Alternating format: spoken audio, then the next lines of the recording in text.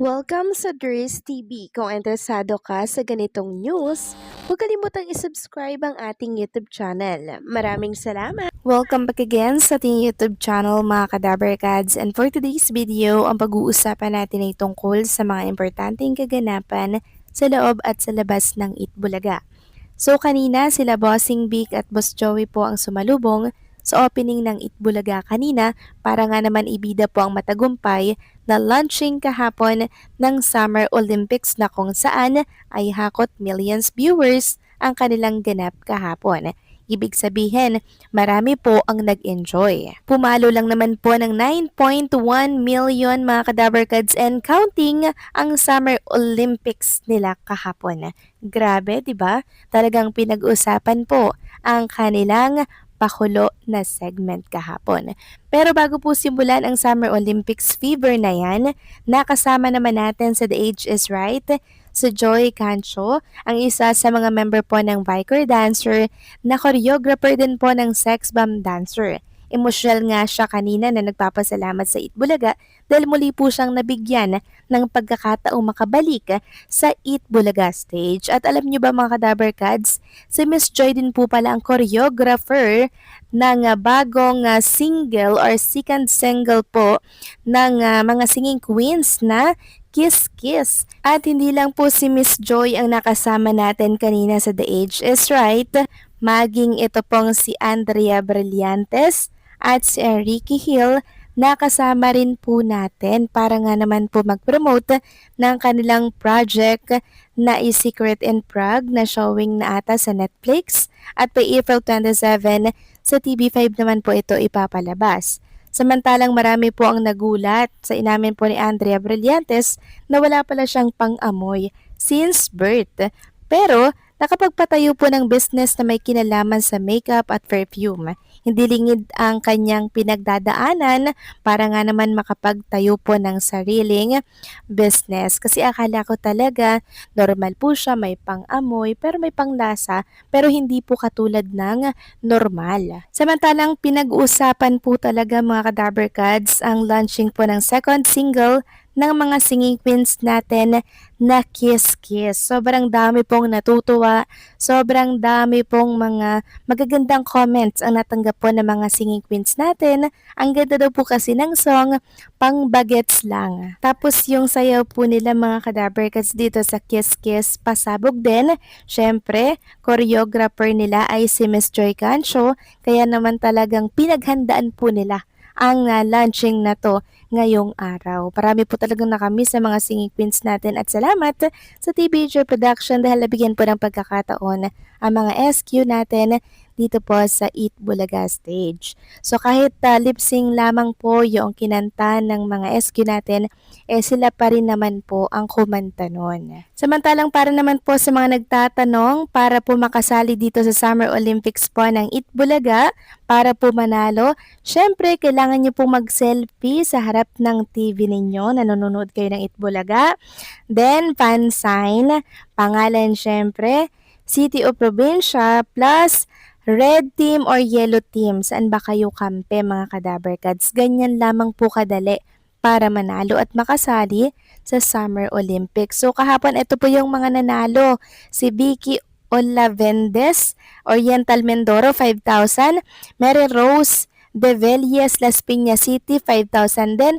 Tapos ito naman po yung nanalo ng tumataginting na 30,000, si Ma'am Venet Constantino Aklan. So bali apat po yung nanalo ng tig 5,000 mga Kadabarkads at isang winner po ng 30,000 pesos plus mga regalo. Samantalang kagabi naman, ibinida po ni Miss Pauline Luna Soto itong ganap nila na inatendan po nilang event with Bossing Vic Soto. Ang 20th anniversary po para sa Divina Law. Syempre, nakasama po nila doon itong magagaling na singer natin like Regine Velasquez, Ogie Alcacid, and syempre marami pa pong iba. And nakapagpa-picture pa nga po kay Bossing Vic Soto itong si Bimbi.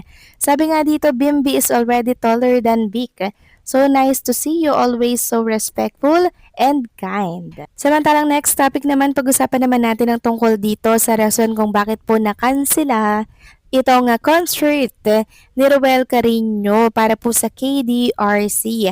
So nagbigay na po ng paliwanag ang KDR Adventure Camp na due to production and management concern on his side, Ruel Carino will no longer be part of the KDRAC at night dinner concert lineup on April 19, which is bukas 2026 here at KDR Adventure Camp.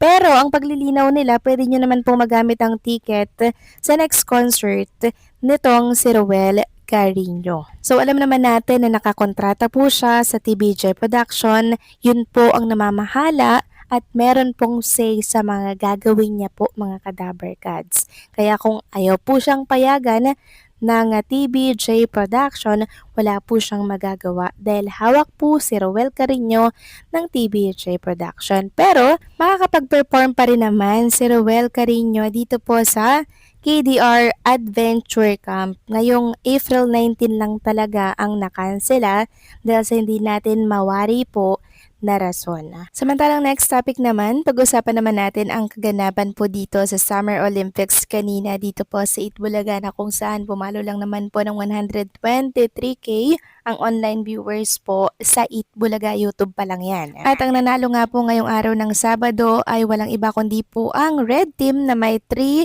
and 17 second, 3 minutes and 17 second while ang Yellow Team naman ay 4 minutes and 15 seconds. So bumawi po ang red team kung kahapon, talo po sila ngayon, sila naman po ang panalo. Katulad po kahapon, sobrang aliw pa rin at maraming natuwa sa Summer Olympics ngayong episode dahil yung pinapakain or sinusubo naman sa kanila ay yogurt. And syempre, hindi talaga may iwasan po na may maisubo sa ilong, kaya kung inyo mapapansin yung mga Dabarkads natin, merong yogurt sa ilong, meron sa pisngi, meron sa mata, meron sa noo. At dito po talaga nag-e-enjoy ang mga Dabarkads natin. At syempre, congratulations din po sa mga nanalo dito, sa mga kumampi po sa Red Team. Syempre, andyan po si Ginang Edita and si Giselle Villar. Sila po ang nanalo ng tigpa 5,000 pesos.